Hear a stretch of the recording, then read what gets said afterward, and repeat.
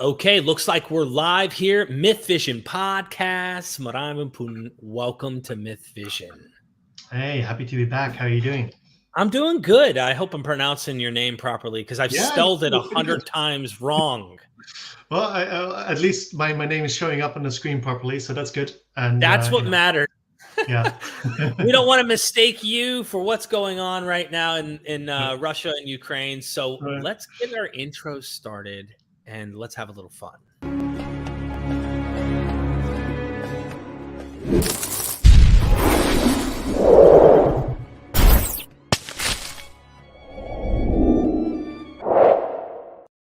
That's right. I split the moon in half. Welcome to MythVision, everybody. Check out his work. So first, let me introduce Dr. Van Putten. Am I saying that properly? Don't put the... Yeah. I mean, okay. So I say Van Putten, but Van Putten, it's a pretty good rendering the way you're doing it right now. So that's how most people say it.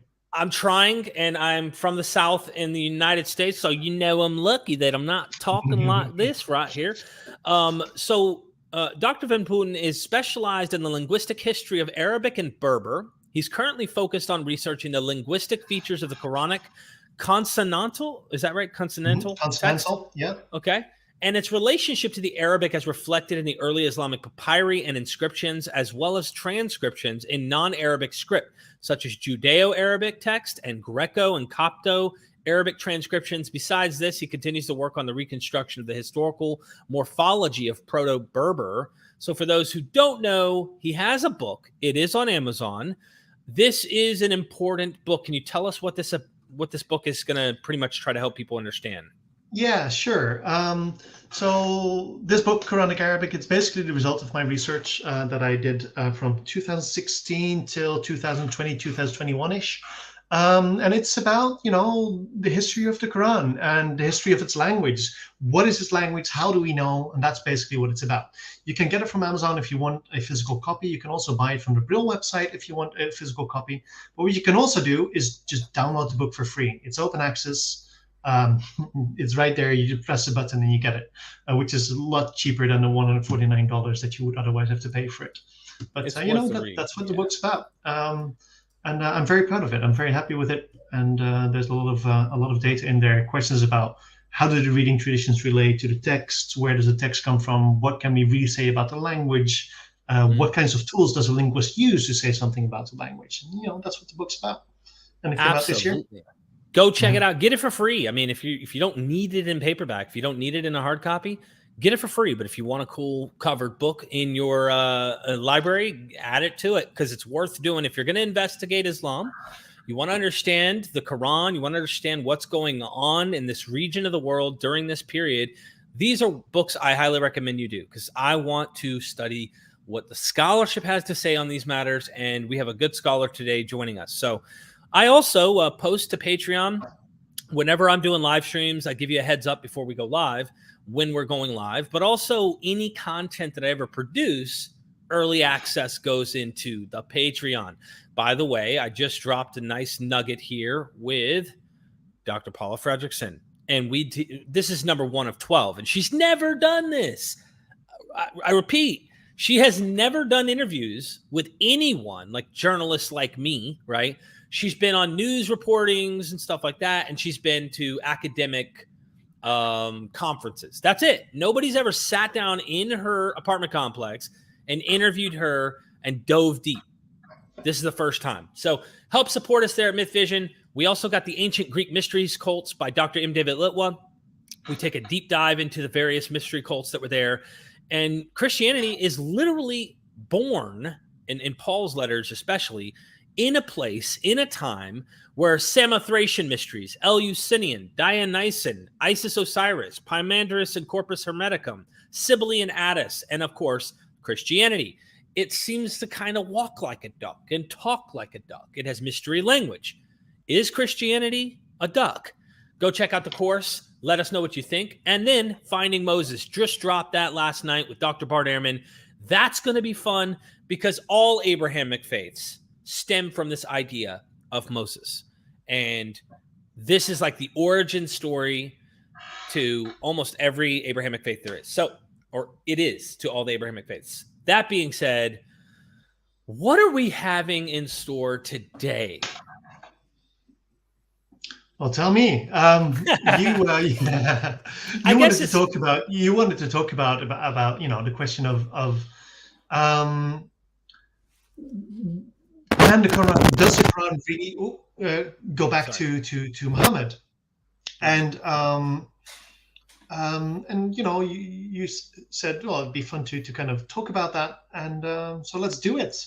Okay. Um, And yeah. I'm a layman. Like anybody who's checking me out, I am an infant in the studies of Islam and wanting to understand its origins. Yes, I've scratched the iceberg's tip, but I really don't know how to read the languages. I don't know many of the sources at all. I've barely scratched the surface in reading that. Most of what I've learned is from reading academics like Robert Hoyland, or going and reading Summa Shoemaker, or going and reading some of your stuff and your articles that you've written, or reading Sean Anthony's book on the historical Muhammad, or his articles.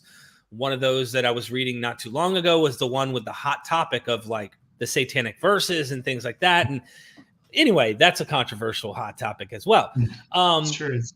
Yeah, but I like to explore this stuff. And I recently came across a video on the internet that was kind of, I can smell apologetics when I see it, because I engage and I've had so many Christian apologetics come at me, and it was a claim of like, how do we know the Quran goes back to the Prophet Muhammad? Like, it was a bold claim, and of course the answer was, oh, we can know it goes back to the Prophet Muhammad because yada yada yada yada yada yada yada. And there's this list of things that somehow proved that the Quran for certainty goes back to Muhammad. And from my understanding, correct me if I'm wrong, and then we'll get into the details.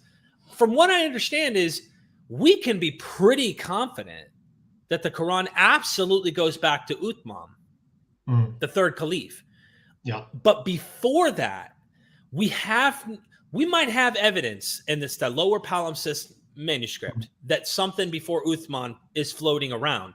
But even there are differences there. My point is like, word for word, this apologist seems to claim. Like, it's like almost like God wrote on the 10 Commandments, gave them to Moses, right? Moses walks down some mountain, and the exact commandments are what God actually inscribed with his fingers on the stone. And it kind of made me think that he's kind of making the argument that what we have in the Quran today is the exact words, verbatim, down to the grammatical, dot your I's and cross your X's and your T's to Muhammad. And I don't know if that can even be provable. Anyway. Yeah. So I would say no, that cannot be proven. I mean, you can take it, of course, as an article of faith, and but it's not so easy. So as you said, so I'm known to be a proponent, and I think that's more or less the mainstream opinion right now.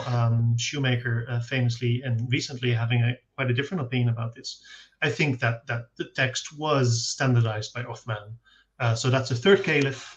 And in that sense, of course, the Quran as we have it goes back to the time of the companions of the Prophet, because Uthman knew the Prophet, so he was a companion of the Prophet. But that's kind of playing with words. Sure, he's a companion of the Prophet, and sure, he standardized the Quran, but Muhammad had been dead for, I think, almost 20 years by that time. So it's not quite the same thing, so arguments for why it goes back to Uthman, I think, are pretty extensive. So a couple of reasons why we can make an argument for it is like, okay, if you look at all the manuscripts that we have today, except for the palimpsest that you kind of hinted at already, they are all incredibly similar, to the point that they copy even the tiniest differences in spelling. Even things that we don't quite understand why they would be spelled that way are being copied very consistently that way. And so that shows very clearly that the manuscripts were being copied from a single origin, right? A single archetype, as we call it.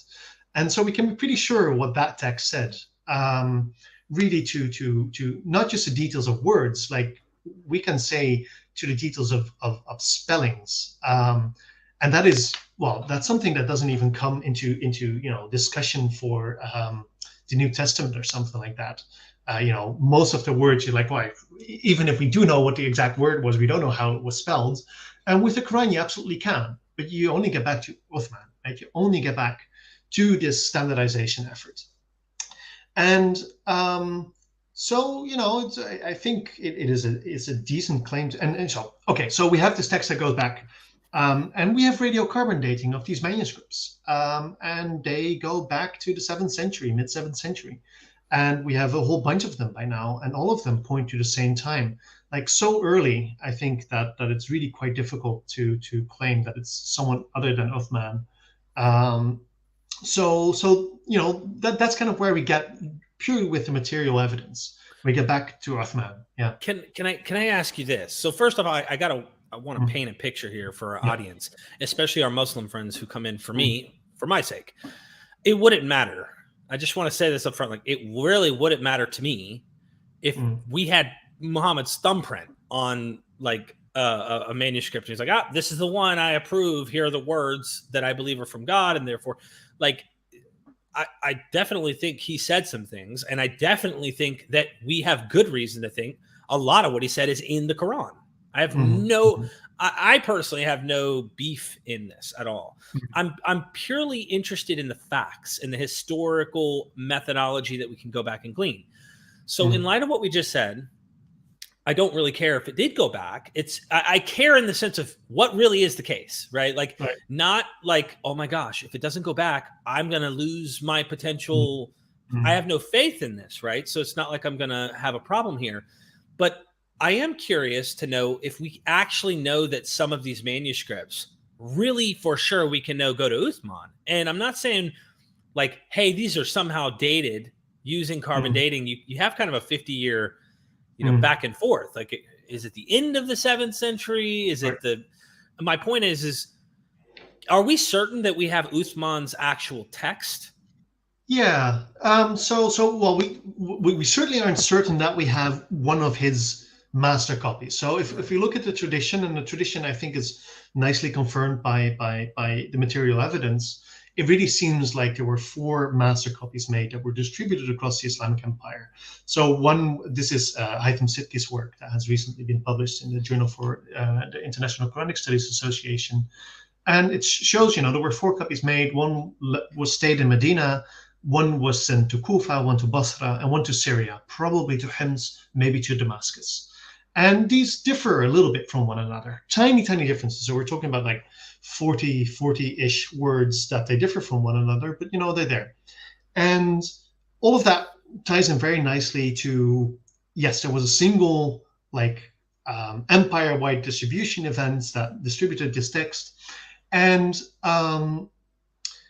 so whether we have one of those 4 master copies, we don't know. We have early dated manuscripts, early enough that, the radiocarbon dating certainly allows for the possibility that it's literally one of the copies of these master copies, but it could be a copy of that copy or a copy of that copy, right? That we can't know for sure. Every now and then I kind of fantasize about it. It's like, what if we're actually looking at one of these, right? Who knows? Right. But we don't know. What we do know is that there's a couple of these big master copies that you see from a couple of different places, and they say this is the one that was sent by Uthman, etc.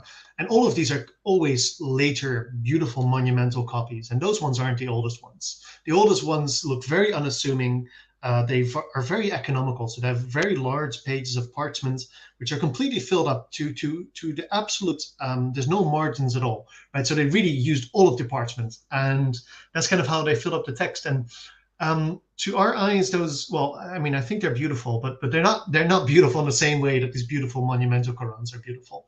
Those are really impressive, and these ones are somewhat less pretty to look at. These are the manuscripts that we usually call Hijazi manuscripts, which is a terrible name because it seems to suggest that Hijazi manuscripts come from the Hijaz, which is the region where the Quran was composed, or at least revealed, as the tradition would say.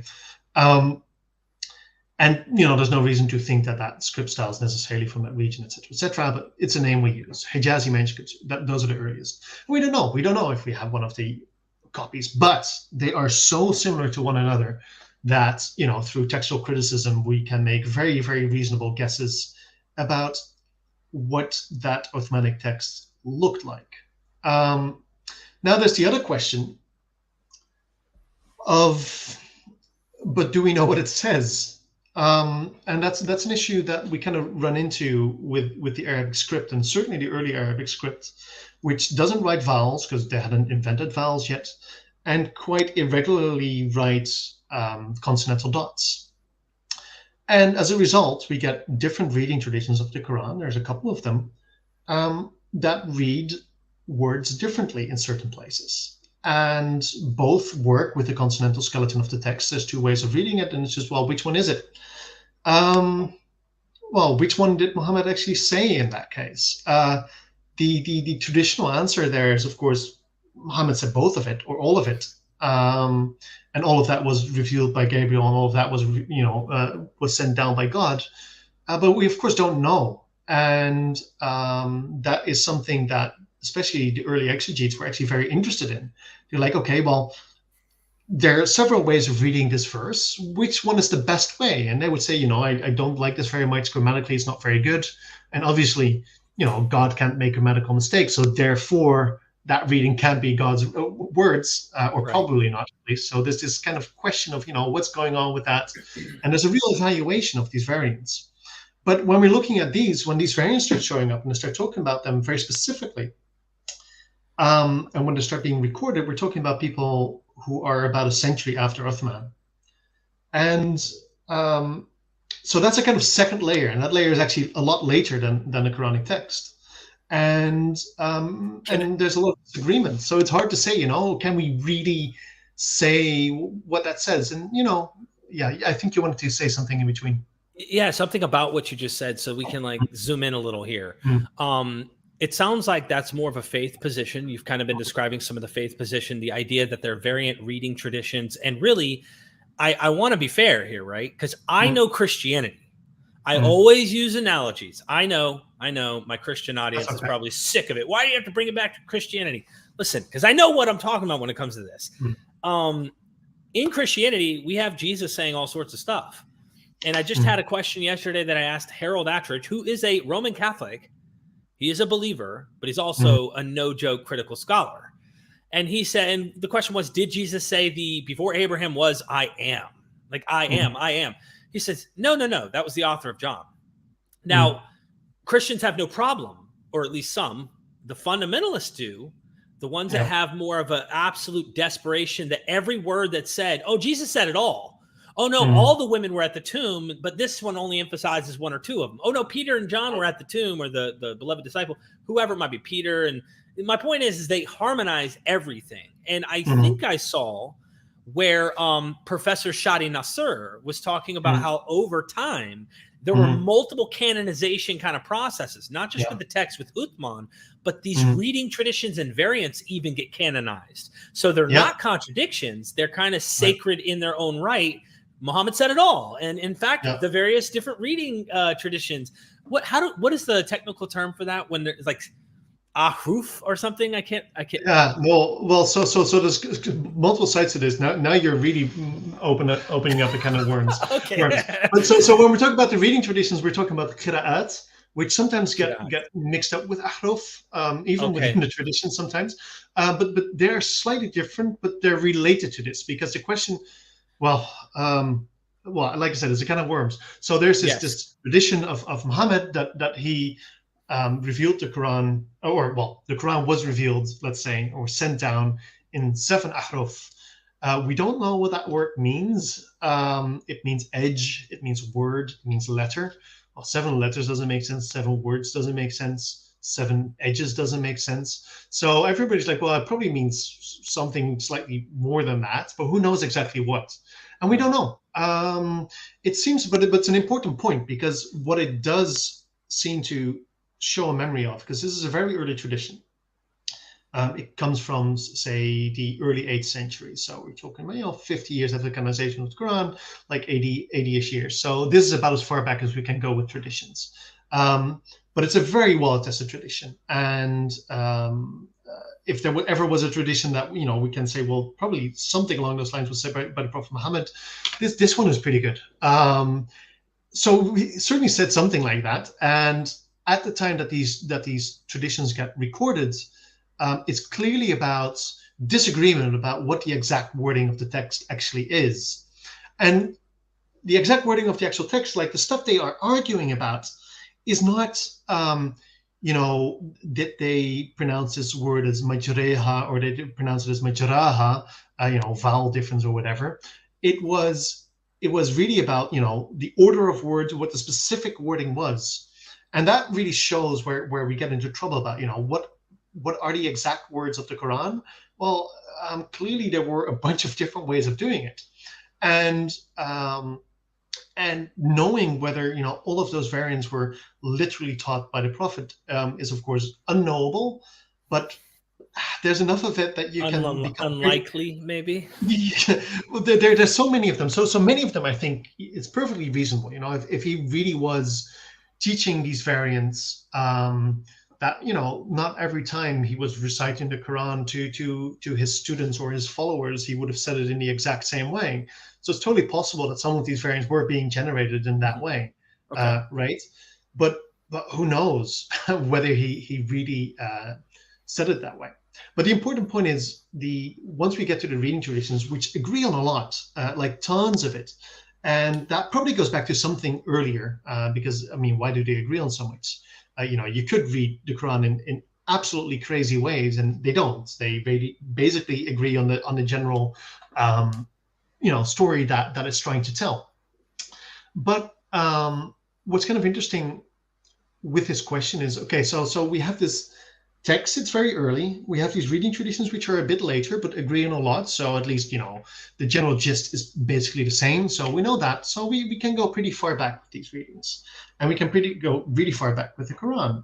But then the question is, is this Uthmanic text, is that the literal words of the Prophet, or the most authentic version of the Prophet? And no, that doesn't. Well, maybe it's the most authentic version of the words of the Prophet, but it's not necessarily the only thing he ever said, or the thing we can say with certainty was the right thing that he said. Yeah. Okay. So for those who are flowing in with super chats, I will get to you in just a moment. Bear with me here. We're just magnifying in here, and then we'll take your questions and we'll hang out and have some fun. I do have a cutoff limit with Marijn here, but we have plenty of time here now. So. Yeah. You mentioned something important, and my first interview, I didn't know my ass from my elbow. Okay, when I was talking to Shadi Nasser, I was like, so I just heard that there are early traditions that they're already trying to burn certain Quranic manuscripts. That there's already this kind of like, we need to cut off this guy, and these are companions. Okay, this is a very big problem for me being a skeptic, right? Which I have no problem with. Now, if I have a faith tradition, this is something I would have to wrestle with, and maybe cognitive dissonance would help me. But in light of this, I wonder if some of these traditions really are something to take into consideration when we think about Uthman and him standardizing the text, and then using the lower palimpsest manuscript to go, is there reason before Uthman to think something different was there? Even if it's somewhat similar, like, is there a reason, Yeah, no, that's a very good point. And it's very important. It's actually kind of interesting that you bring this up. Because, of course, the explicit point of Uthman's standardization was to standardize the text, right? It's about people are not agreeing about the text, they're forgetting about how to recite it. Let's standardize it. And there's actually some nice traditions that seem to suggest that they really had a kind of method about this. They really wanted to have at least 2 written witnesses of every ayah, and they wanted to have 1 spoken witness. Whether all of that is true, whatever, but you get some idea that some of this selection was really, there was an attempt at textual criticism to a sense. But of course, that necessarily implies that there were variants around, right? And maybe they got to the perfect one, but there was no Muhammad to tell him what the perfect one was, or his committee. And it's almost like the Gospel of Luke, When the Gospel of Luke says, look, I'm writing the best account. I've heard many other Gospels. I've seen it. I'm going to fix this. And then when you compare it synoptically to Matthew and Mark, you're going to go, there are some big differences between this. And we know Mark is earlier, though. Anyway, I'm just painting an analogy. So I think it's a good way of thinking about it in that sense. So it is a collection, right? And it is a later collection. It's very close to the time of Muhammad, but clearly the reason why they found it necessary, and it's interesting because it's every now and then you see Christian apologists especially go like, and he burnt the Qurans, and it's like, and this argument doesn't work for most Muslims at all, because like, yes, that was the point, right? That's the whole point. The reason why he standardized the Quran was to get rid of all these variants. Of course he burnt them. So it doesn't actually, I mean, in my experience, for many Muslims, it doesn't register as a criticism of the text. They're like, no, I mean, we wanted to make sure that our text was properly preserved, and that's why we got rid of all the bad ones. It's like, what is the bad one is, of course, a question of faith, and what is a good one is a question of faith. But ultimately, it usually doesn't register. So you get this very strange talking past each other, where Christian apologists are like yelling at Muslims, and the Muslims are, yes, he burned the Qurans. Who cares, right? So it's a really interesting thing there. But it brings us to this point of the Sanaa palimpsest. So let's talk about that. So in the 1970s, a whole stash of ancient manuscripts in a double roof in the Great Mosque of Sanaa was found due to water damage, and these were tens of thousands of folios, most of which were utterly boring from a historical perspective, just the standard text, and not from very early, but a bunch of them are very early, and several of them are actually very strange, but one is exceptional.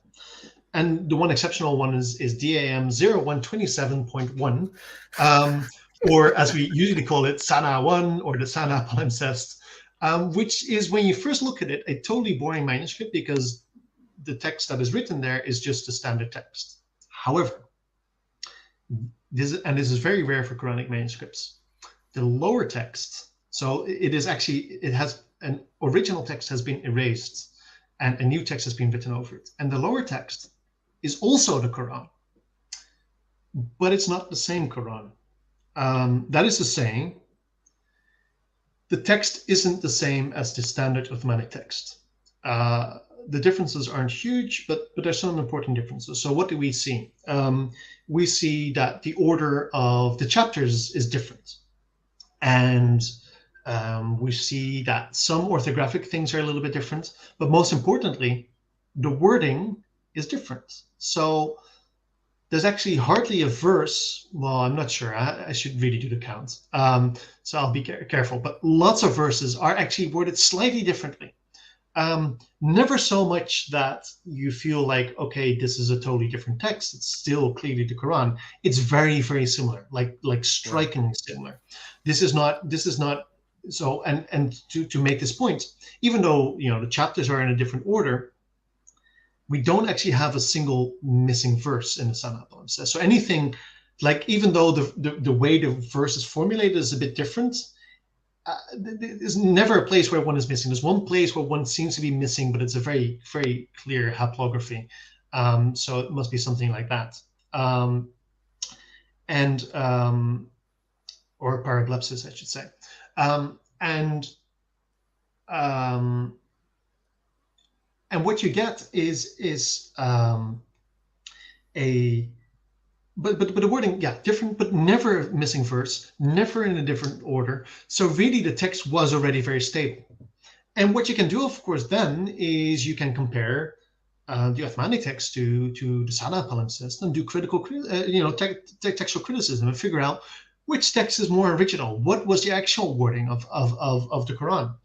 And once you get that, you sometimes have to admit, not everything that Uthman has is most likely the most original text. That's what you do textual criticism for. You have to figure it out. You have multiple textual witnesses, and it's hard to do with the Quran. Why is it hard to do? Because we only have two textual witnesses, right? We don't have 50,000 different copies that we can kind of use, but we have two, and we have to figure out, well, which one of these two is more likely, which is not always easy. Now, there's something else to it, is that this kind of stuff, and one of the reasons why we think of the Sanaa palimpsest, it was clearly intended as a Quran. At the same time, it's important to note that it was erased and the standard text was written over it. Right? So this kind of seems to confirm this destruction narrative to some extent, that Uthman said, get rid of all your silly Qurans, we're going to do one Quran from now on. And that's basically what they did. They got rid of that text and put a new text on top. But the question, of course, is what's going on there? And what's interesting is that the Islamic tradition actually records stories about companions of the Prophet, other companions of the Prophet besides Uthman, having their own copy of the Quran, written copy, right? Really quite obviously a written copy, not how they had memorized it or how they had poorly memorized it, but really a written copy. And so we get this for Ibn Mas'ud, we get this for Ubay, Ali sometimes reported, but those two are the main two who really get reported a lot. And the kinds of variants, it's not that, the Sanaa palimpsest that we have is a copy of Ibn Mas'ud's Quran, but the kinds of variants that we see are very similar. The wording is mostly very similar, but, slightly different construction here and there, slightly different wording. But that, of course, brings us to the question, can we literally know, which of these, if sometimes we end up with 4 different variants of reading the same verse. It's which one is the literal way that the Prophet said it?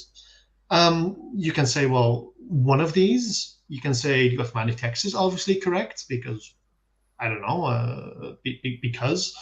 Or you can say all of them are correct, which I think is a very nice, a way that the Islamic tradition deals with this. And all of those could technically be true, but we cannot know for certain with any of these. That's basically what it comes down to. Yeah. Wow. There's a lot here. And there's one more thing, then we'll get to questions, is the companions. In light of this, aren't some of the companions who were there with Muhammad demonized in the tradition? And if I'm not mistaken, it's almost like there's a few Judases in Muhammad's kind of. Yeah, I don't know. Maybe to some extent, but the thing is,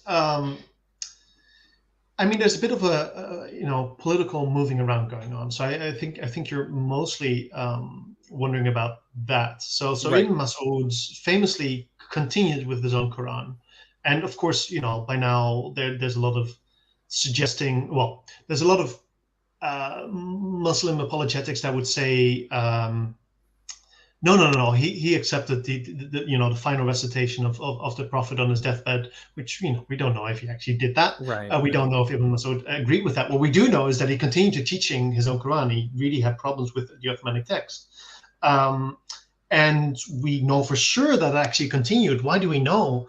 Well, because we have reports from Kufa, which is in Iraq, where we get people that say, I saw this verse written in this way in the Mus'haf of Ibn Mas'ud. So they clearly had copies of this alternative Mus'haf. We're waiting for the day for one of those to actually show up, and that we can go, look, there it is. But it must have been there. I don't assume that these medieval authorities were just lying or making it up, because it wasn't in their in their best interest to say, hey, look, there's all these variants, and this is other Quran going on. It would have been much more in their interest to say, no, there's nothing going on here, there's only Uthman. But they are very interested in it, and they use it for exegetical purposes. So very early on, it seems to have been clear. So this, we're talking about, and as late as the 3rd, 4th Islamic century, so, we're talking 9th, 10th century, they're still talking about these copies and giving eyewitness reports of what was in them. So this stuff isn't made up, and the fact that it looks so much like these variants that we see in the Sanaa palimpsest gives you an idea of the kind of variation that was around. And so it's not the kind of stuff that we have in the Qira'ah today, so in the reading traditions today of the Uthmanic text, because they all follow the Uthmanic text, but these all have all these other variants. And, the differences are small. They're not that important. Many people in Quranic studies that are more interested in, the exegetical questions, which is not... Or theological questions. Theological, right? They they basically, even if they're not from the faith or they're doing this academically, they more or less assume that the Uthmanic text can be used as a useful insight into what what the 7th century was like, what Muhammad was saying, and you can't really fault them for it. Although I think every now and then we should maybe worry about these variant readings and think about it. Sometimes it's taken a bit too easily, and we still have to bridge some gap. Even if you take an early canonization position like I do, it's not immediately there. And we know there was variation, so we can't just all just assume no, there's nothing going on. But still, I mean, mostly, and it's considered, fairly okay to assume that. And I think, that's something I think, for example, Stephen Shoemaker would criticize, and that's not completely reasonable. We don't know the actual text, the literal text of that Muhammad said. We just have the Uthmanic text and we have the Sanaa palimpsest, and we can reconstruct sort of what the text was like. The differences are very tiny. Even things that have traditionally been, identified as interpolations, we talked about this a while ago actually, that have been identified as interpolations, are there both in the Uthmanic text and in the Sanaa palimpsest. So if they are interpolations, they must have been interpolated in the ancestor of those two texts, right? So that's that's not like finding a Bible manuscript where the woman taken in adultery is suddenly missing. We don't have that. The best we have is slightly different wording for an ayah, and not very often that doesn't very often have a big impact on how we understand it. Or the meaning of it. Yeah. Okay, let's get to these super chats because goodness gracious, people have some questions. Please be respectful. That's all I ask in these super chats. Inquisitive Mind, big shout out to the Dutch Dynamite from the Ghost of MythVision. Hey, Ghost. You are. What's up, Ghost? Neophyte 1, is it possible Surah 53:23 is an interpolation? I go to Quran.com. Let me think about this. Is this let me look it up real quick. That's the with the satanic verses, right? Might be. Yeah, let me have a look. I know that that's. It might be. So imagine how many noble angels are in the heavens. Even their intercession would be of no benefit whatsoever until Allah gives permission to whoever He wills, and only for the people He approves. So look, if you look at this, like it's difficult. So the important point is if you look at the context of the verses above it, before it, they're all very short, very nice, very quick, etc. And then all of a sudden you get this big verse, which seems to be kind of apologizing for mentioning these pre-Islamic goddesses. That kind of looks like an interpolation, but I don't know. People have very different opinions about it. So the one that's supposed to, the crane verse is supposed to be in there. The original one where apparently the Quran said it was okay to worship these pre-Islamic goddesses as like daughters of Allah. That one looks like an interpolation too. So it's like you end up with two of these verses which are both unwieldy and long and kind of break with the rhythm of the text. And it's like, well, which one is the original? And I don't necessarily think, but it's possible. But we don't have any good reason to think it is, except that it kind of falls out of the tone of the pattern of the surah. I definitely recommend anyone who's interested in diving into the whole satanic verses thing to go read Sean Anthony's article on that. So thank you for that question. Yeshua the King, Muslims say all 7 accepted qirats have no contradictions between the variants. Is that true? Also, is the Quran as well preserved as Muslims claim?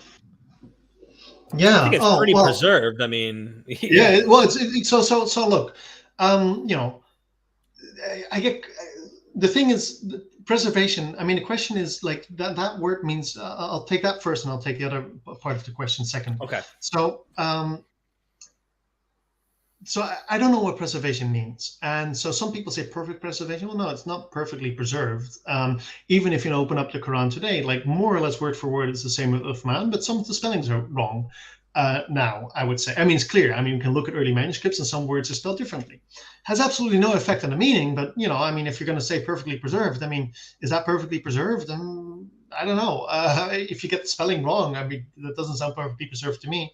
But, does it matter? No. Now, and, that only brings us back to Uthman. It doesn't bring us back further. And so, yes, after Uthman, he said, this is standard text now. Most people agree with him. That was very carefully copied. But, is that as well preserved as Muslims claim? I think not, because I think they claim it's word for word the same as God said it. And that we just can't prove. That's the way it is. Now, the 7 accepted qira'at, so these are the reading traditions. So 7 or 10 are now accepted.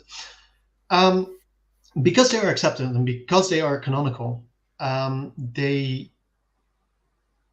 lot of work has been put into making these things say the same and to harmonize them. We were talking about this just now as well. It's like how do you make the Gospels harmonize? Get them to harmonize. They say very different things, and you can do it. You can pull it off if you try. That's true for the Quran as well. Now, the differences aren't so big, but they don't say exactly the same. I mean, they necessarily don't say exactly the same because they have different wording. Is that really big? Is that a lot of trouble? No, it's pretty easy to harmonize them, but you do need to harmonize them. And that wasn't always the goal, especially of early exegetes. They were perfectly happy saying like, no, they say slightly different things, and I think this one is more likely, and then someone else might have a different opinion. But at some point that kind of shifts, and they really become very obsessed with harmonizing all of it and saying that all of them are just as likely to be, literally from the mouth of the prophet. And that is kind of a shift in Shadi Nasser has worked on this, like this idea of tawatur, so of perfect and mass transmission. That's not a word that was ever used in the early centuries, but that kind of picks up. And at that point, these things become completely unassailable. Once they become unassailable, you have to harmonize them because they are all literally the word of God. God can contradict himself, so therefore they must have no contradictions. Thank you so much, Yeshua the King. Some of them on the face of it do seem to be a little bit contradictory. Yeah. Yeah, I mean, I was going to use an analogy, thinking of the Gospels, because they're purposely writing their better versions of what they think is true for whatever reason, the literature they're writing. And then later on, of course, you end up having people like the Diatessaron being written to try and like say, oh, this is the gospel. And anyway, thank you so much for this super sticker, Kasim. I hope I'm saying that right, Kasim. Thank you. Says hello, everybody. Yeshua the King again. Honest question: is there any Islamic lobbying going on in universities that hinders certain scholars from saying certain things about Islam and or Quran? No. No, really no. There seems to be, some kind of weird thing that's going on, and every now and then, I apparently recently some apologists, Christian apologists, came up with a ridiculous idea that I was being paid by petrol dollars. I really wish I was. I'm getting paid by the Illuminati. You know what I mean? Right, exactly. Excellent. So no, absolutely not. Look, in academia, we try to be respectful of this, of religion. It's very important for people, and I care about that. I understand that, for some people, this is the most important truth in the world, and that will, I have no interest in making people lose their faith. They can do whatever they want, but what's important is true. But of course, if you believe Islam is true, then what is true must be important. That's the way it is. And, that's how I go about it. I do want to say, like, in this question, and this is coming from an atheist, I pigeonhole myself, okay, and I'm a skeptic. I try to be balanced here as a non-academic, but learning and researching in this. There's a reason that the West and East are connected through programs like what we were talking about before we hit record. Is it ICSA? ICSA, like, they're Western academics and Eastern academics, and they get along. Now, I'm not going to say International Quranic Studies Association, by the way, just so that everybody knows what ICSA is. Yes, yeah. Thank you, ICSA. Yeah, this is great. Go check out Dr. Reynolds' YouTube channel. I think it's the best an Islamic critical scholarship channel out there. I think anyone who's serious about this and you're enjoying what you're hearing today needs to go subscribe to him. And I'd love to interview him at some point. Fingers crossed, inshallah, it happens. You know, I always said that to Shadi Nasser, and he's like, you say that whenever you think like you hope something's going to happen, or maybe we'll link up. And so I started doing that. But that doesn't mean there aren't specific individuals who get butthurt or angry or might send you an email. That's a different thing. I've heard that from Shoemaker and others. I mean, of course, I'm pretty active on Twitter. Every now and then people get angry at me, and, you know, I block them. It's very easy. But yeah, lobbying as a whole, that might take place somewhere. You know, if something is said in a particular university in a specifically conservative area, maybe, but not. But I've never felt in any way, you know, hindered by what I can or cannot say. No. Yeah, you just respect people in terms of not personally wanting to be overly Derek Lambert like. I'm just kidding. I think you're very respectful as well. So this is a good question. Please read it out. Does Birmingham Codex predate Uthmanic recension? No. This is it comes up every now and then. So just to give us a little bit of context about this. So the Birmingham Codex or the Birmingham Quran, it's actually only 2 folios, but a couple of more folios are found in Paris. Is a early Quran, certainly, and it was radiocarbon dated. And if you look at the radiocarbon date, at least at the time that it was calibrated, at the time, you got a date which conceivably could be pre-Uthman, and was maybe even more likely to be pre-Uthman, but certainly not impossibly Uthmanic times. The reason why I can say with such certainty, despite the radiocarbon dating, which maybe could allow for different suggestions, that there's no other manuscripts that give us another suggestion that something else is going on. But most importantly, the text is clearly an Uthmanic text. What does that mean? All its orthographic idiosyncrasies, specificities, it is clearly a copy of one of these master copies of the standard recension. So if we're going to say that the Birmingham Codex is pre-Uthmanic, all of the whole standardization is pre-Uthmanic. So then Uthman didn't do it, someone else did it. Maybe Muhammad did it, right? So if we're going to say, well, we're going to, you know, there was a standardization effort, it was early, I think it's most likely 650. It certainly descends from this standardization thing. And if you want to put that standardization earlier, maybe the Birmingham Codex predates Uthman, but it doesn't predate what we call the Uthmanic recension. It doesn't predate the standard recension. That's basically it. Yeah. Thank you, Neophyte. Good question. Kasim again with the super sticker. Thank you so much for that. I didn't see any comment or question. I appreciate that. Inquisitive Mind, the ghost of MythVision. Did the early Muslims believe that Allah spoke Arabic, or did they believe that actually Allah spoke God language and that Quran is a translation of that God language done by Allah himself and sent down? Oh, I don't know. I think that probably depends on the scholar you ask. So the idea of the Quran, of Arabic being somehow special, and you know, the Quran makes a point of being an Arabic Quran, and that very quickly gets interpreted as well. I mean, why is the Quran making such a point of being an Arabic Quran? Well, it must be because there's something miraculous about Arabic itself, and that picks up pretty early. But I'm sure the tradition is so broad. I'm sure there's other people who've had different opinions about that. I don't think that's what the Quran is trying to say. I think the Quran is trying to say, look, this is a Quran, this is a holy text that you'll actually understand because it's in Arabic now rather than Aramaic or Greek. But I don't know. I don't know how early this view developed precisely, because I never really looked into it. I'm sure there's some people who don't have such a literal idea that it was literally the Arabic words, and maybe it was translated, but you know, who translated it? Was it Gabriel who translated it? Was it Muhammad who translated it as he was getting the God language? I don't know. I'm not sure. Thank you. Appreciate that, Ghost. Bradford Baldwin, thank you for the super chat and being a member. Everyone, mash like now. Pause yourself and like. Thank you.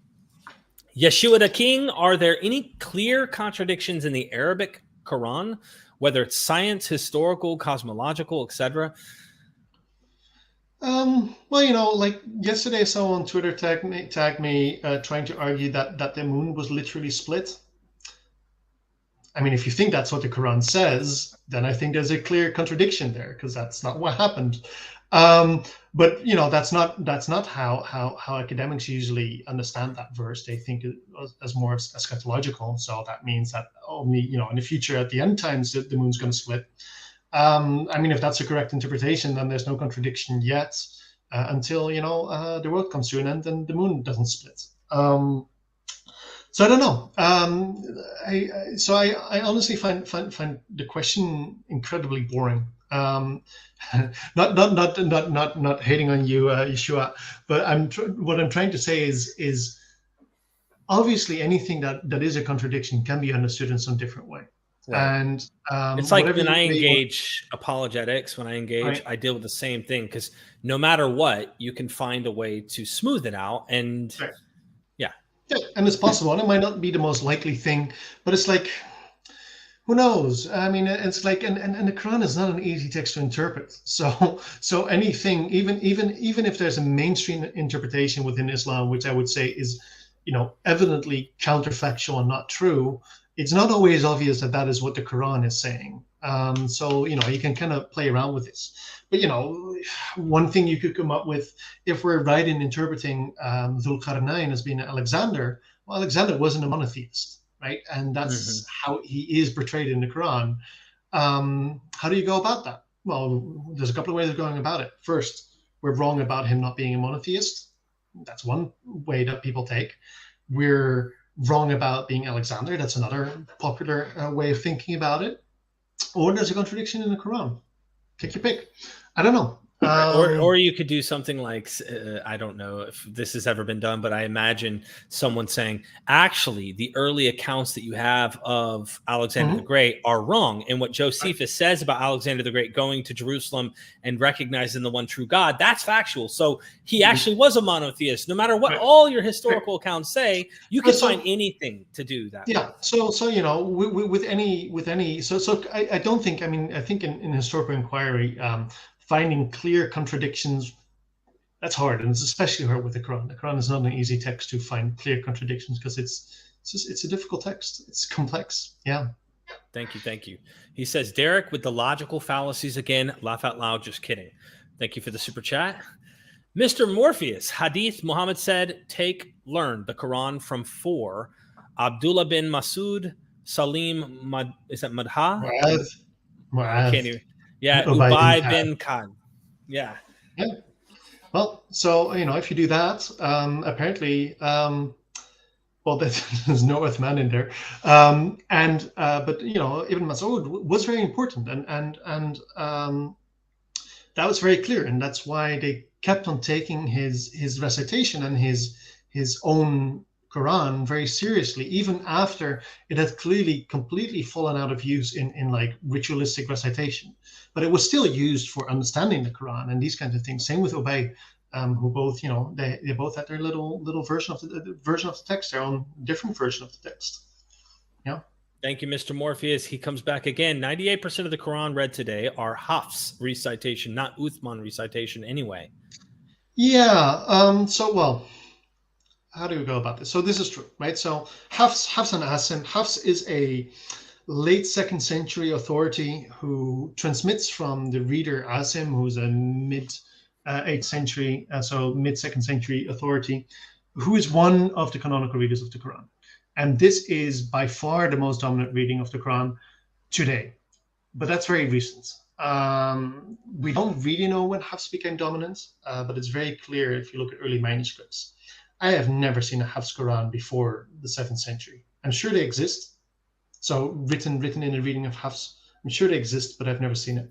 It's very, very rare. While, for example, Abu Amr, who was the Basran reader, is huge. You find him everywhere. Like, it doesn't matter. Like, you open up a manuscript, anything from the 10th century, it's Abu Amr. And, he was really dominant at that time. But, all of these texts follow the Uthmanic text very, very, very closely. So the Hafs recitation is also, well, maybe not Uthman's recitation. We don't know how he recited the Quran, but it was certainly based on Uthman's recension. So we do have that. Thank And you. it's Thank you. dependent on it. Yeah. Appreciate that, Mr. Morpheus. Yeshua the King again. Thoughts on isnad realizability? Realizability. Yeah. Okay, well, I'm not totally sure what that question means, but I'll interpret it in a way. So isnads are chains of transmission of reports in the Islamic tradition. And these are very, very important within the Islamic tradition to verify information. That is to say, whenever, take the seven ahruf hadith. So that goes through, well, I heard it from so-and-so, that he said so-and-so, and that he said so-and-so, and that he said so-and-so, that Muhammad said, the Quran was revealed in seven ahruf. So there's all signs around this. Were these people trustworthy? Were they transmitting properly, etc.? Within the Western academia, I hate using that word because I feel like, modern academia, let's put it like that. Non-traditional academia, so modern scholarship. We don't necessarily take these chains of transmission at face value. And certainly don't say, well, this person was not a liar, therefore the transmission must be true. Because who knows, like at what point something went wrong, someone forgot something, etc. So we just don't know. But we can say really cool things, and really interesting methods have been developed to evaluate these kinds of chains of transmission. So there's this the work by Harald Motzki, which is called the Isnad Matan analysis, where you look at the kind of trees that these kind of stories form and how it's transmitted. And you can kind of go back and kind of create a stemma and reconstruct what the first person was to spread this story and kind of what that story looked like at that time. That doesn't usually bring us much further back than the early 8th century, so the early 2nd century Islamic century. So, late 7th century, which is pretty close, but it's not as close as the Quran. So that, the time gap there is much closer to, when we're talking about the Gospels or whatever, the earliest Gospels. And so we're talking about 40, 50, 60 years after the events that they're talking about it.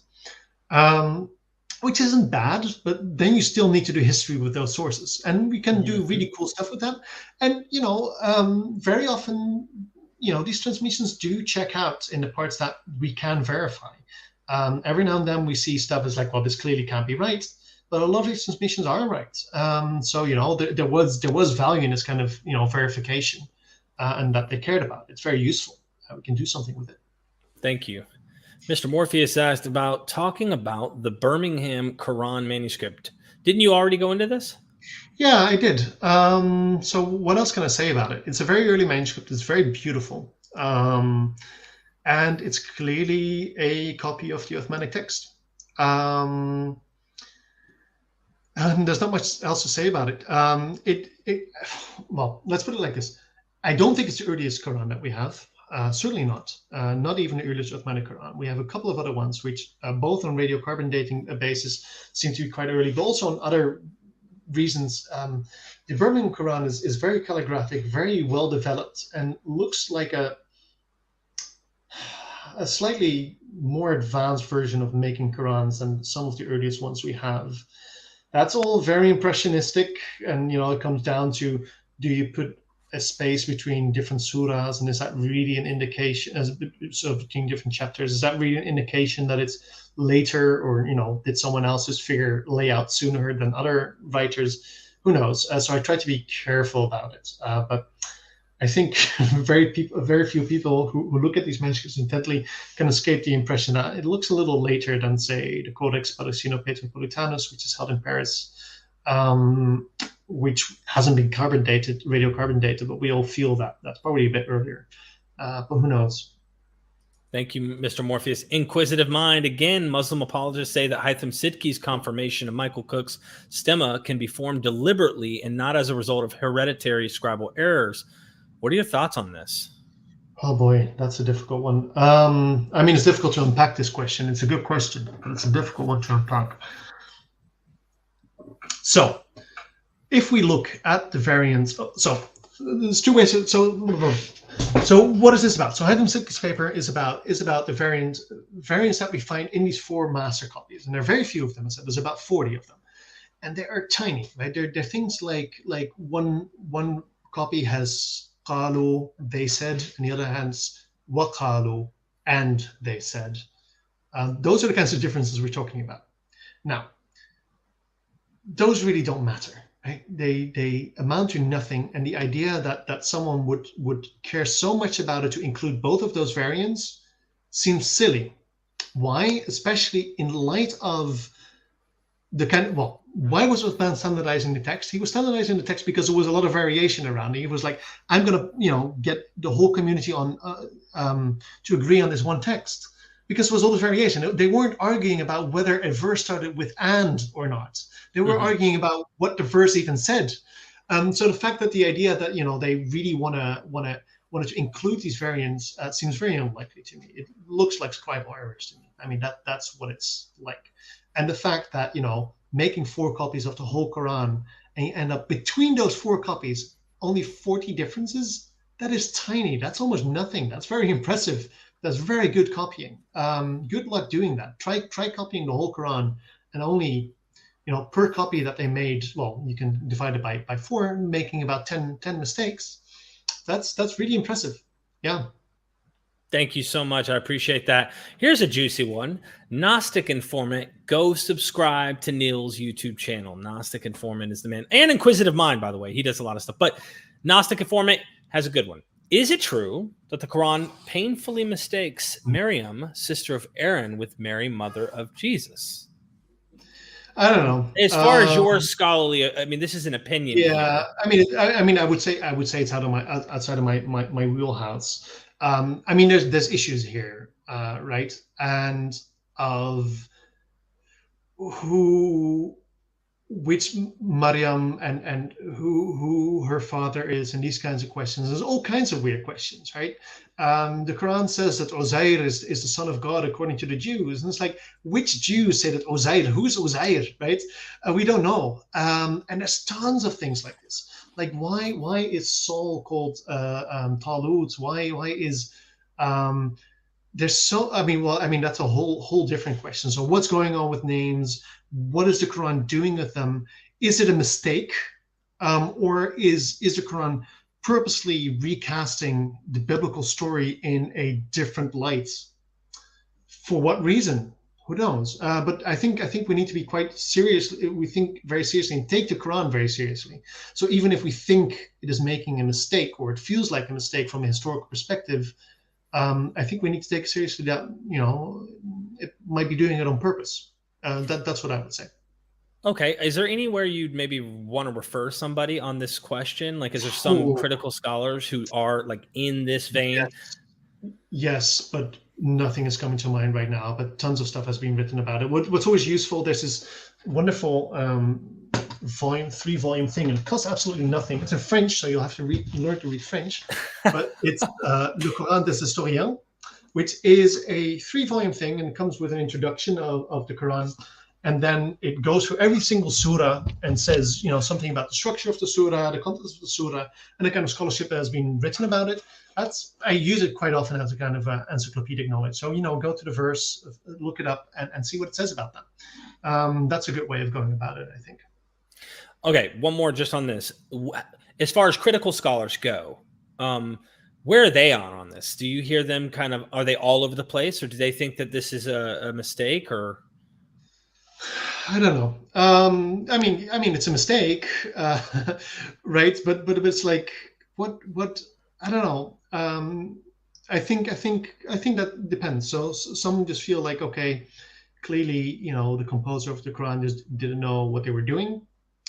And others would say, no, I think we need to take seriously what they're doing, because there's tons of stuff where, they're recasting exactly the Quran, the biblical stories in a new geographical light, in a new like ethnic light, these kinds of questions. And I think like Ishmael and Isaac and right, stuff. Exactly. So I'm more interested. So I'm more inclined towards that view. I think we should only decide that the Quran is confused once we understand what the Quran is doing.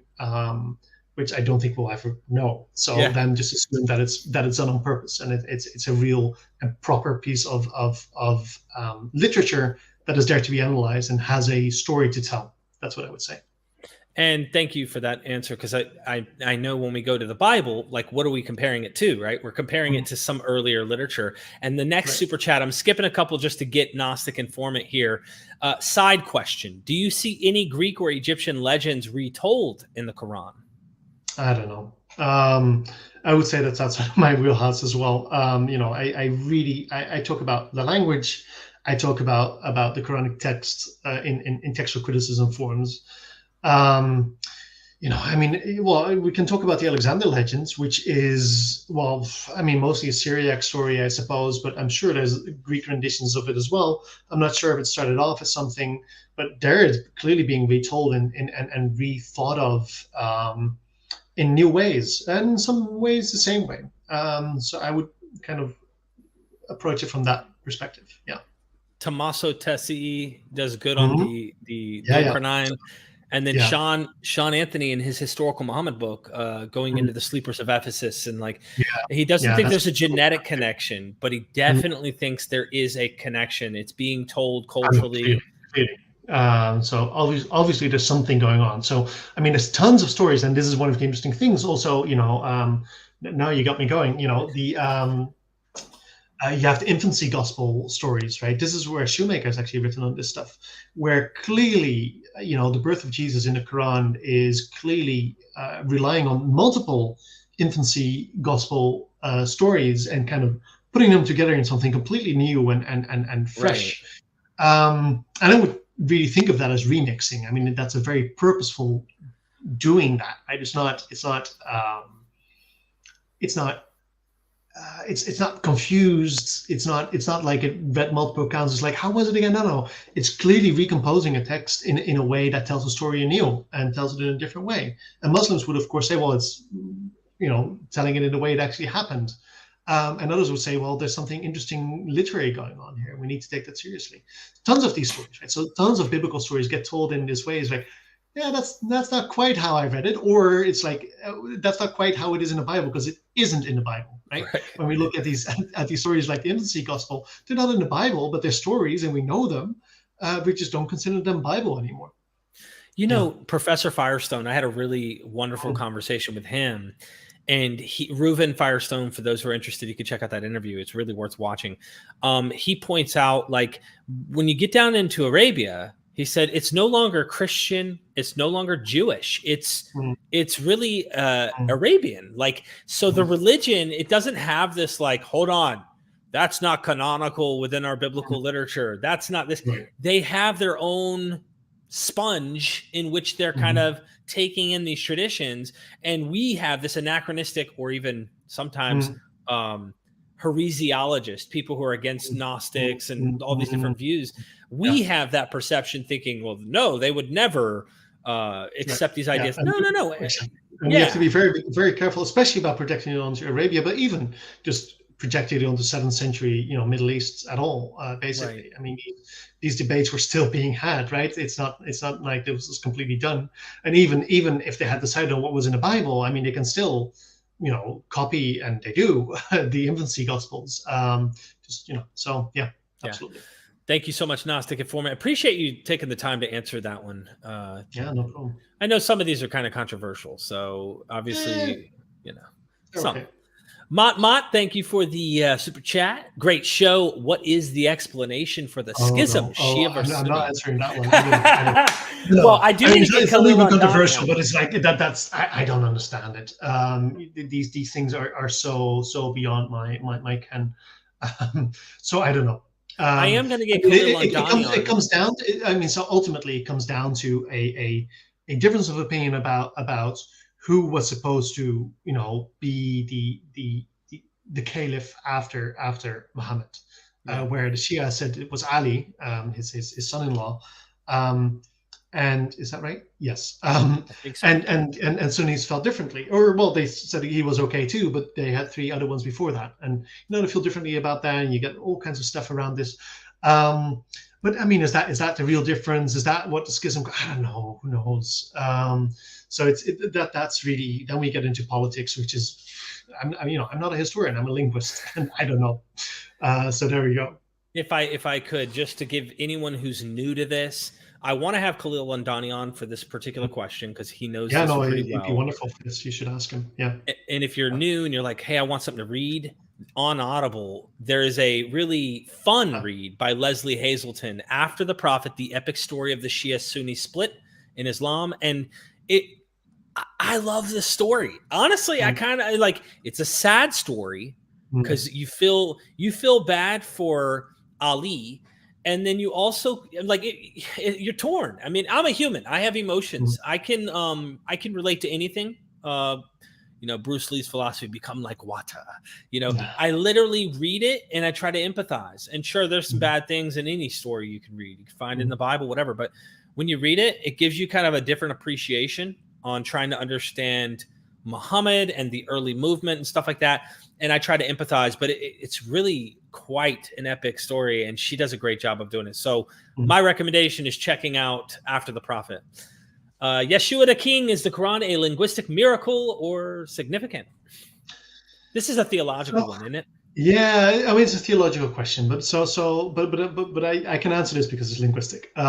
So the question, of course, so there's a big claim in Islam that the Quran is inimitable and a linguistic miracle, etc. And as a linguist, you come at this and it's like, well, there's no better language than another language. Every language is perfectly capable of doing whatever it can. And as a linguist, we don't really buy into the idea that there's such a thing as a mistake in the Quran. So I get asked constantly, as a linguist, do you think there's mistakes in the Quran? It's like, no. Language is the way it is, and there can be scribal errors in the Quran, but is that Quran? I don't know. But people speak the way they speak, and speaking the way they speak is what is language, right? And just because some person decided that the standard language is I'm not instead of I ain't, doesn't mean I ain't is wrong, right? That's just a way of speaking English. It's just not the standard way of speaking English. It's not the wrong way of speaking English. There's nothing imperfect about that. It's just one way of saying it, which is different from what becomes the standard. So sure, the Quran is full of things that are not quite what becomes the standard, but then you're anachronistically imposing later norms onto the text. Now, the other question is it inimitable? Can it be reproduced? And this is a totally meaningless question. So you get this all the time. It's like, well, there was a challenge by the Quran, like produce something like it, and nobody was able to do it. It's like, but nobody defines what like it means. And whenever you say, well, this kind of looks like the Quran, like, yeah, but it's not exactly like it. So, okay, sure. But, if you want the text to be exactly like it, you have to produce the same text. Then you're producing exactly like it. But then, like, yeah, well, then it's just the Quran. It's like, yes, exactly. Right? There's no way that you can have a text that is like another text without being the text.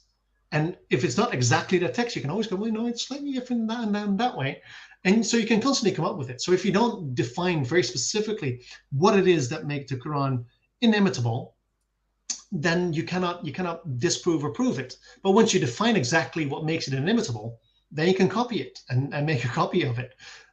So then they're like, well, clearly there was something wrong and we have to find new definitions. So you find new definitions and they imitate that. And, so it's a silly question. I just don't understand the point. Like, you can make the point that the Quran cannot be imitated in its amazing spiritual value that it has to you or whatever, which is perfectly fine. You can do that, but making a point of linguistic perfection or whatever, there's no way to prove that. That's what it comes down to. Okay, just so everybody knows, we have a limited amount of time left here, and I want to make sure that I want to make sure you can get these super chats here. So, Mr. Morpheus, thoughts on Arabic was the original written language of the Quran, but Karshuni? Karshuni. So this comes down to the idea that from Christoph Luxemburg, that the Quran was written in a mixed Syro-Arabic language with lots of Syriac, and it's nonsense. It's total pseudo scholarship, and the Quran is absolutely written in Arabic, and there's no doubt about it. I wrote a book. It's called Quranic Arabic. It's not called Quranic Syriac. Yeah, no, it's absolutely Arabic. I mean, there's no doubt about it. Which doesn't mean there's no Syriac, but there's certainly Aramaic loanwords in the Quran. There's loanwords in English. I must have said thousands of words that come from French just in this hour alone. But it doesn't mean anything, right? Well, it doesn't mean anything. It tells us something. It tells us something about the religious environment that the Quran was composed in. If the Quran, which seems to just take for granted that they know all these terms from Ethiopic, from Aramaic, as religious terminology, well, that clearly suggests there's something going on in an environment, and that those languages played an important role in the religious environment. But other than that, no. So the language of the Quran was absolutely Arabic. Yes. And from the Quraysh tribe, correct? I would say so, yes. From the Quraysh tribe, the tribe of Muhammad, yeah. Or at least somewhere in the Hijaz. It's a specific dialect of the Quran, for sure. Of Arabic, for sure, yeah. Thank you. Constellation Pegasus, what's going on with Allah pelting jinn with stars? Does the text say this along with the 3 generations that had to believe what Muhammad said? I don't know. I don't know what this is about. This is very specific and well outside my wheelhouse, so I don't have a good answer to this. No. I will try to find an academic who maybe knows more about this constellation. I really appreciate the super chat. Jason Stewart, what influence did Ebionites have on Quran? I don't know. I don't know much about the Ebionites. So they're obviously an earlier form of Christianity that's more like Torah observant type Christianity in some sense. Yeah. That, well, I mean, so if you think of it like that, so I think the Quran is more interested in I would say, I don't know, Jewish law. Well, I mean, it's more interested in stuff like don't eat pork. Does that make it Ebionite, or is that just something Arabians did already? Yeah. I don't know, but it's also, I mean, it's well outside my specialty to really judge on that. Thank you, Jason. I'm not going to butcher your name. If exposed to biblical mythology first, how do I avoid prejudices so that I could engage in a better reading of the Quran? I've always been afraid I would have misimpressions from another mythology. That's a tough one. I almost feel like I could try to. Well, yeah, you answer it. This is tough because I almost want to just tell you how I relate to this question when I read the Bible. And I see a lot of what seems to be legend or mythology, Marijn, I'm like, okay, I've seen this one before. And so when I get into the Quran and I'm reading and I see something that looks very similar to what I already see that I know is legend or something like that, or mythology, I'm like, this is hard for me not to think, hey, this is also, maybe the author didn't realize. Like, I'll give you an example. Genesis in the Bible. Most academics, even Christians today, go, all right. This is mythology. Like, there's obvious origin myth here, and it seems like Mesopotamia influenced the biblical authors in some way. How, we aren't certain, but it happened. Okay, the New Testament authors and Jesus himself and Paul, etc., they're not reading Genesis that way. They don't understand this as mythology. They think it really is true. Adam was the literal first man, etc., etc. Then I get down into the Quran, let's say, and then let's say it's talking about Adam. What do I do with this? I think that they aren't aware that this is mythology. Right. Correct me if I'm wrong in reading this question, but it seems like that's the approach. Yeah, I think that's a useful way of thinking about it. I mean, ultimately, so I think I really like, and I'm not sure how you feel about this, Derek, but I think we need to reclaim the term mythology.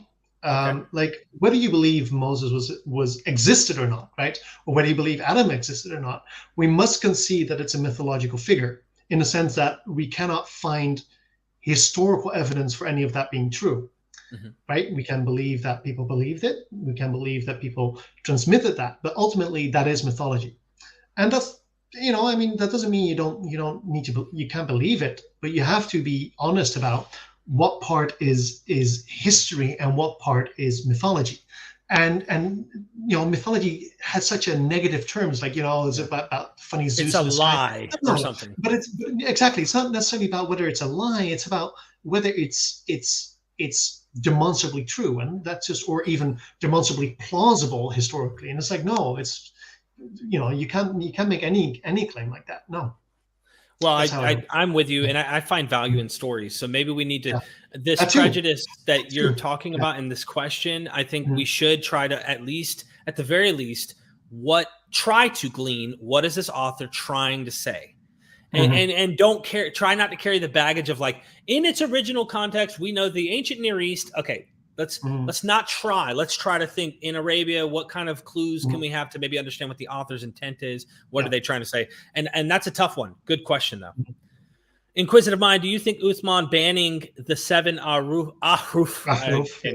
Muhammad started due to 2 arguments violates the Islamic doctrine of infallibility of the Prophet, meaning when it comes to religion, Muhammad can't make mistakes?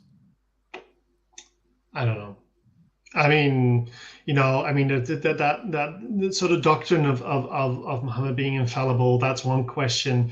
The question of the Quran being revealed in multiple ways, is that a mistake, is another question. So unpacking that is a very, very deep theological question, which I think is very, to be left to Muslims to ponder if they want to, but not necessarily, something we can give an answer to in a sense that helps us at all.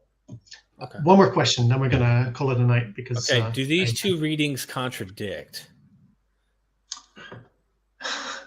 Ajapta and Ajaptu? Yeah, sure. It's a first person singular or a second person masculine form of the verb. And you get this, but I find you get these things like every now and then we have direct quotes in the Quran of, someone said something or something else, and we get 2 different readings. It's like, which one did they actually historically say? Some stories get retold multiple times within the Quran, even if there isn't a variant reading. Right. And, the same person is saying something differently. Well, clearly, is the Quran talking about, I mean, there's this assumption that the Quran is necessarily literally quoting historically what these people said, what Moses said, what Pharaoh said. It's like, well, I mean, that is clearly contradicted by what the Quran itself does, right? So clearly the Quran, whoever the composer was not interested in this, right? It was about the meaning of the story, what it was about. It's not supposed to be a tape recording of what they literally said. And the Quran doesn't claim it is, right? It doesn't go like, I am the holy book and I am a tape recording of everything that Pharaoh and Moses said. And so why are we assuming it is? So that's how I will go about that. Yeah. So first of all, I want to say thank you, because I appreciate this approach. I think that's where it comes up. It's like when I'm reading the Gospels, I'm going to use an analogy in the Gospels. I really wonder if these authors who are writing this expected, and maybe they did because they're good. This is what people did. They know what they're doing. But if they actually thought this really happened this way, okay. But the readers later, they took it that way. And so is the author of the Quran literally believing what he's saying is what actually happened, or is he writing something, giving meaning in a certain way that speaks to his audience? Spiritually true, right? That's what it comes down to. Is it literal truth or spiritual truth? I think you can find spiritual truth in the Quran without even with contradictions. But I think they're born contradictions. Like what an interesting contradiction is when 2 different parts of the Quran say something totally different or prescribe something totally different. And even that, the Islamic tradition has found ways around to explain. So right. I know you said one more, but this was the last one, and I don't know if there's a quick answer. Oh, yeah. I'll do this one. Yeah. When does Allah first appear in history? Oh, that's a good question. Well, before Islam, for sure, which is not a surprise, of course. I mean, the name has to come from somewhere. So I suppose the first time we see the name is in the ancient North Arabian inscriptions. It's not very common, but in the Safavidic inscriptions from, say, southern Jordan. So this is the first millennium BC-ish, like late first millennium BC, or I don't know. I never know when I turn around with the BC stuff. I get confused. But closer to the year 0 than away from the year 0. They start invoking Allah as a god, as a pagan god, along with other gods, and the Nabateans, the Nabatean kingdom, that's 400 BCE until 106, if I get it right, have a bunch of people who are called Amatullah, Abdullah, etc. Clearly, their names are, the slave of Allah. So that's where he shows up. And then he starts showing up in a couple of pre-Islamic inscriptions much closer to the time of the Quran in Hijaz, and he's being called Allah. And then they're quite clearly talking about, a monotheistic God, which is not clear with the Nabateans or the Safavidic people, because they were pagans and they seem to be invoking a God, and we don't know if they're talking about the God. It's not clear if they understood Allah as, the God of the Bible, because they never say, Allah, the God of Moses or whatever. They just talk about Allah. So we don't know. So yeah, we don't really know that. What we do know is that we have a bunch of fairly late, so 6th century, so late pre-Islamic inscriptions, which are clearly Christian. So they have little crosses and everything, and invoke a God, and they never invoke Allah. They call him El-Ilah, which literally means the God, right? Good translation of the Greek Hotheos. The name Allah probably comes from El-Ilah, but it is a slightly different term. And it's very clear that they're using specifically El-Ilah and not using Allah. And so the question is, and then in the Hijaz, before Islam, you start seeing the name Allah show up in clearly monotheistic contexts. Is that the same God? Was that a difference between general God worshippers who call him Allah and specifically Christians who call him El-Ilah? More time will tell until we find more inscriptions and more information. This has been a blast. Everybody who's watching, check out Marijn's book. He actually published, it is on Amazon, of course, if you want to buy the hardcover, or if you want to get it directly from the website here, brill.com. The link should be in the description. You can get it for free on PDF, which means you should be reading it. It's not going to cost you any money. It's worth checking out. His scholarship is so important in what he's doing, especially when it comes to the linguistic side of the Quran and early Islam and stuff like that, that you literally are going to be part of a grant, if I'm not mistaken, in research grant. Yeah, I'll be doing I got a big grant from the ERC, European Research Council. It's a 5-year project. I'll be looking at the history of the Quranic reading traditions based on Quranic manuscripts, vocalized manuscripts, and we can actually, before the canonization, so before the 7 get canonized, what was going on. And people were clearly reciting the Quran in all kinds of different ways, and it's been written down in manuscripts, and we can look at them and nobody's looking at them, and that's very irritating. So that's what I'm going to do. Oh, wow. Oh, juicy. Okay, go get the book. Help show some love. Are you still doing the coffee thing and all that? No. Because I'm employed right now in game development. I'll be at university. I don't need money for support anymore. It's good. Okay, just throwing it out there. You can help us out here. MythVision can use your shekels. Help us out. Let's keep growing the community. And I'm working my butt off. I've got some more Paulo Fredericks videos coming soon. We also have the courses, which also help us out. Going and educating yourself. You're getting something. Go check out Ancient Greek Mysteries. Go check out Finding Moses, which is also in the description. And this is a new course that Bart Ehrman's doing. Did Moses exist? Are there narrative issues in the constructs between the Exodus, Deuteronomy, Leviticus, and Numbers, et cetera, et cetera? But Dr. Van Putten, I really appreciate your time, man. It's been it's fun. Yeah. Right. Any final words? No. Thank you. It was fun. Thank you. Inshallah, we'll do it again. Yes. All right, my friends, never forget, we are MythVision.